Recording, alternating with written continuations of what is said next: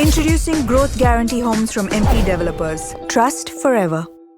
தமிழக அரசின் டாஸ்மாக் நிறுவனம் சில்லறை கடைகள் மூலம் மது விற்கிறது. காலி பாட்டில்களை திரும்பப் பெற டாஸ்மாகிற்கு சென்னை ஐகோர்ட் உத்தரவிட்டது.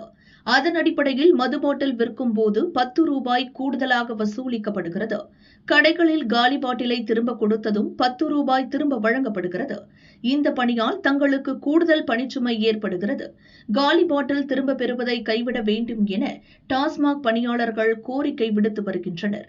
இதற்காக ஆட்டோமேட்டிக் மிஷின் மூலம் காலி பாட்டிலை வாங்கவும் அதன் மூலம் ₹10 திரும்ப வழங்கவும் டாஸ்மாக் முடிவு செய்தது. சோதனை ரீதியாக பீரோ வடிவில் உள்ள தானியங்கி கருவி சென்னை எழும்பூரில் உள்ள ஒரு மதுக்கடையில் வைக்கப்பட்டது.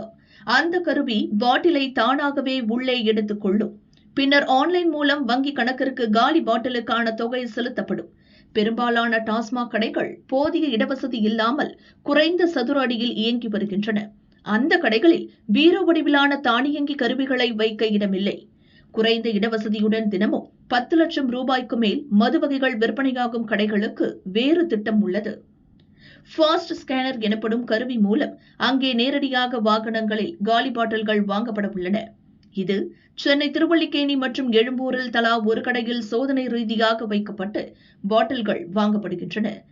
அதன்படி வாகனத்தில் ஸ்கேனர் கருவியுடன் பணியாளர் இருப்பார். அவரிடம் காலி பாட்டிலை கொடுத்ததும் அதில் ஒட்டப்பட்டுள்ள ஸ்டிக்கரை கருவியில் ஸ்கேன் செய்து பாட்டிலை பெற்றுக்கொண்டு ₹10 திரும்ப வழங்குவார். இதன் மூலம் ஒரு நாளைக்கு 8000 பாட்டில்களை திரும்ப பெற முடியும்.